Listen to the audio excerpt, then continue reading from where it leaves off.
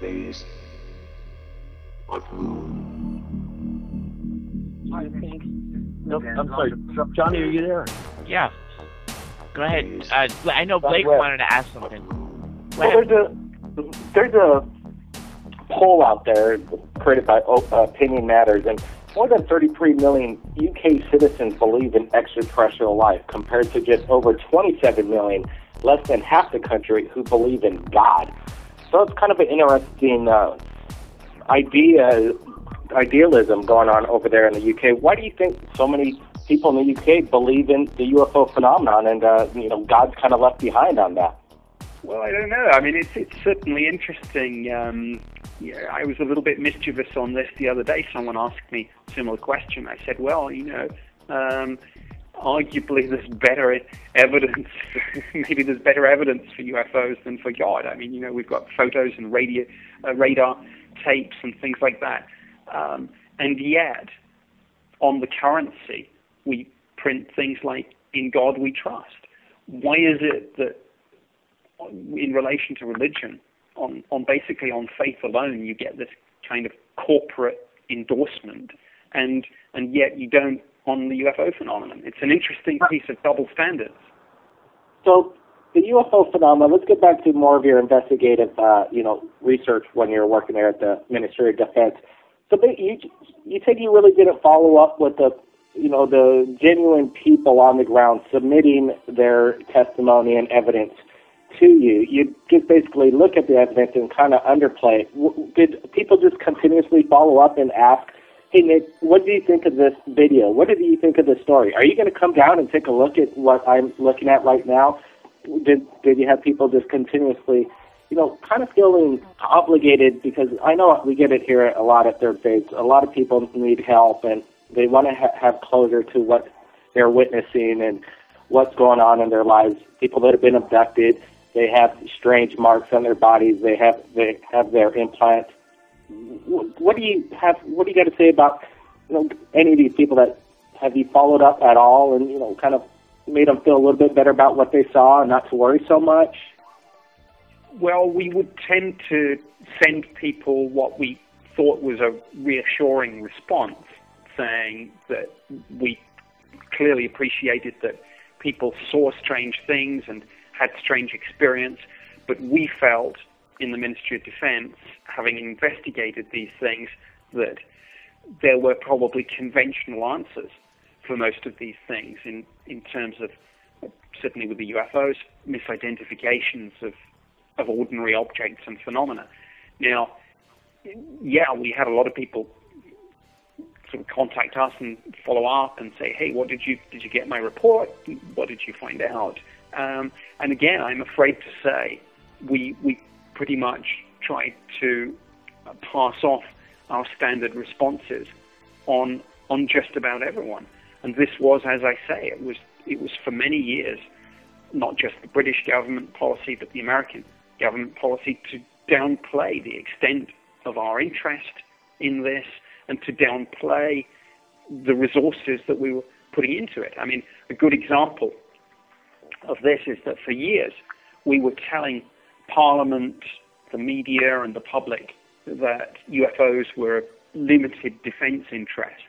And yet, behind the scenes, as some of these newly released Ministry of Defense files have shown, the defense intelligence staff, for example, were conducting highly classified studies into this, levels of classification up to secret UK eyes only, for example. So it was, I'm afraid, a bit of double thing, that we told the witnesses, yeah, don't worry about this. But behind the scenes, of course, we took it a little bit more seriously. And I apologized for that, of course. But when I was doing the job and working for the government, that's the line that I had to follow. Mr. Pope, I want to ask you a question. We Third Phase of Moon spoke to Edgar Mitchell recently, and we're going to have a more extended interview coming up, which will be shown on Third Phase of Moon Radio, and a portion will be played right here on Revolution Radio next week. But nonetheless, a man of his stature who spoke at the citizen hearing along with you, who said he was alive in Roswell during the time and knew people who were part of the cover-up, and he knew that astronauts before him saw things, anomalous things in space. Astronauts after him saw anomalous things in space, and he believes that the truth needs to be told now. What do you think of such important people coming forward, and such as yourself, men with integrity? We had Captain Solace on not too long ago, and the people of this unimpeachable qualities are people say we need astronauts, we need government officials, and we need astronomers and also military witnesses. Well, they're coming forward and they're speaking. And what do you think the impact of this has been through the citizens' hearing, what them individually, including yourself, are impacting, and what's it going to take to wake this world up? Well, I think that certainly on the citizens' hearing on disclosure, I mentioned that I thought that it was a success. I think it will be a bit of a slow burner, but it's undeniably moved the question, the issue forward. Your point about Edgar Mitchell is a really interesting one because, in a sense, when skeptics say, "Well, we'd need astronauts," we've got them. You'd need pilots. Well, we got them. You'd need government officials. Yeah, we got them too. It poses the follow-up question, well, what will it take? Because certainly if somebody like Edgar Mitchell, all-American hero, one of only 12 people to walk on the moon, if he says this is real, and yet it doesn't kind of really seem to impact on the mainstream media in the way that you would think, who would it take? And, inescapably. And before you say, well, maybe a president, well, both Carter and Reagan, of course, had their own sightings, but I suspect it would take maybe it would take a serving president to do it. I don't know. But I turn the question around. I ask you, what would it take? What it suggests to me is that testimony alone will never be enough. What I think it would take something like a Snowden, somebody on the inside, the military, that has possession of either video of extraterrestrial. Video is one thing. Video could be manipulated. How about possibly somebody on the inside that has access to an alien or an alien body, smuggle it out, and have to release it all at once, and not through the major media, but through multiple YouTube accounts, through multiple websites, and just mass it out so people from around the world can see it, and then it doesn't get covered up, and then national security can't really, they're going to kick in. That's the problem. Dealing with an alien body and the biological, possible viruses they, contain, the national security is going to shut it down just because of national security. So basically, the only way it is really going to be known is when the aliens rise themselves and pretty much go above any government's head right here on planet Earth. Yeah, I think that's a fair point. I think certainly testimony clearly won't do, because as we've discussed, if Edgar Mitchell can say the things that he says and still it's not kind of on the front page of the Times or the Post, clearly that's not going to cut it. It would take an artifact, or it would take, and I know a lot of people in the UFO field are not great fans of the SETI community, but it would take something like picking up a signal with a radio telescope from another civilization. And something like that, the great thing about that is that despite what some people think and may have been fictionalized in movies like Contact, you really couldn't fake that.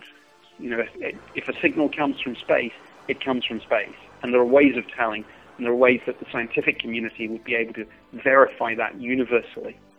Do you honestly think that SETI would be able to release that kind of signal to the public and go, hey, look, this is, signals coming in from this planet, and we could prove it? Do you think that our governments would allow that information to get out? I don't think governments would want it out. I think it goes back to the point I made earlier. What if this wasn't just a beacon, but a message? Would any government be confident in putting out a message that, for example, it might not be able to read? No. Government would want to get their hands on it. However, we do live in the world of the internet and Facebook and Twitter and WikiLeaks and all those sites. And one thing the movie Contact did get right is the bit where the Ellie Arroway character says, she's asked, who do we tell now? And she just looks and she says, everyone. And I think actually, if the SETI community decided to release that knowledge, we picked up a signal, it would be very difficult, even if they wanted to, for the government to get that genie back into that bottle. You spoke perfectly when you said things like Facebook and Twitter and YouTube and just the internet as a whole. And Revolution Radio having such a big station, and Third Phase of Moon, the world's largest UFO YouTube channel, airing things and topics and interviews and conversations with some important people about this subject and witnesses. If it's not being done by the mainstream media, that it's being done now. And in some way, this is helping disclosure, whether they like it or not. This may be a reason why they want to shut or at least start monitoring and having some censorship control over the media. But nonetheless, I wanted to actually change gears and go to something that's really important to the world right now. And the world is so much on edge because of Syria. And there have been rumors that there have been stargates with extraterrestrials visiting Earth thousands of years ago in the Sumerian Empire, in the Egyptian Empire, maybe the Greek Empire, the Roman Empire, all those times, and the Aztecs and Mayans. Do you think that it's possible that this, because people have said that there are more UFOs visiting Syria now. There have been a couple of reports that have come forward. There are no footage, sadly, but just some people saying it. What do you think the implications are if we get involved of this possibly leading to World War III? And do you think there is a Stargate there, and possibly do you think if maybe the ETs would intervene, or what would they do, just maybe observe?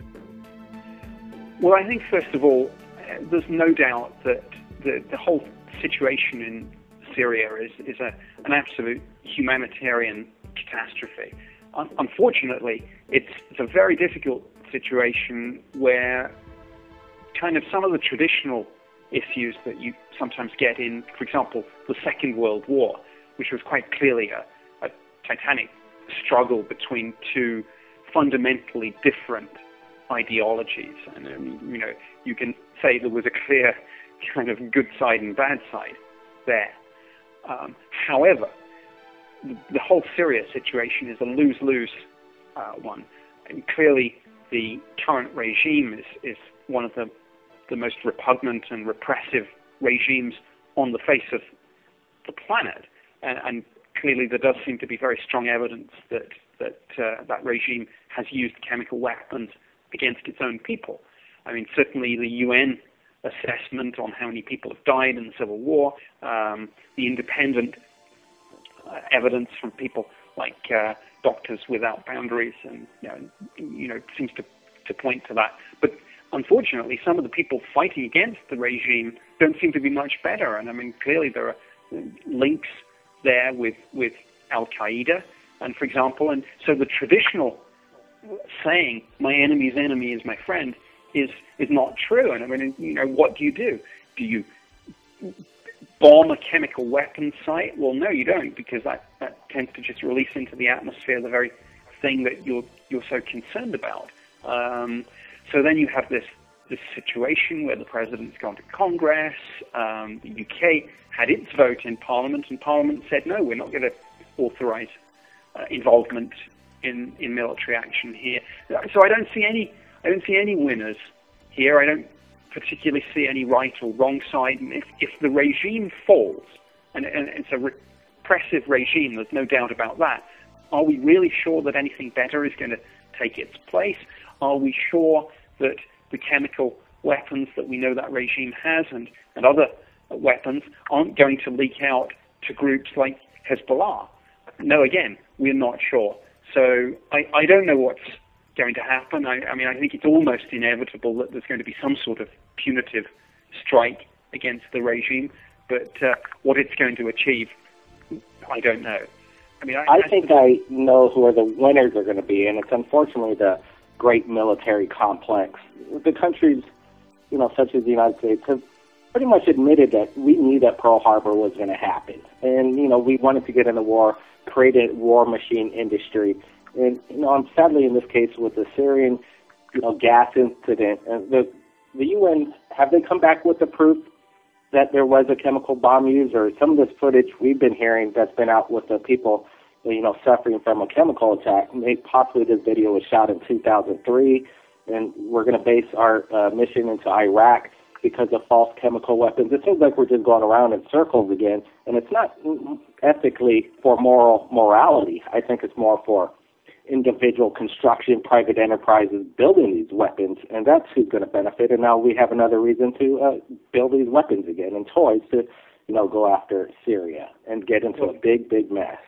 Well, certainly, I think we can say that government has been author of its own misfortune on this one. I mean, and clearly, now when the government says, yes, we have clear evidence that chemical weapons have been used, fortune here. I mean, it's a classic case of fool me once, shame on me. With Iraq, we went to war because we were told that there were weapons of mass destruction, and there weren't. And now, when it genuinely does seem that actually there has been chemical weapons used, people are cynical, and so that's why I say unfortunately you reap what you sow. It's a tragic situation. Turning from the politics to the question about Stargates, I mean, I'm not convinced. I mean, I think every time there's a war or a military build-up, we hear these rumors. I remember when pirates in Somalia was the big issue, and the military went to that area. There were rumors of a Stargate. Before that, with the Iraq War, there were rumors that Saddam had a Stargate. So I think it's just one of these ufological tropes. If there was a Stargate found in Iraq, I don't think they would have let us know anyway. So we don't know one way or the other.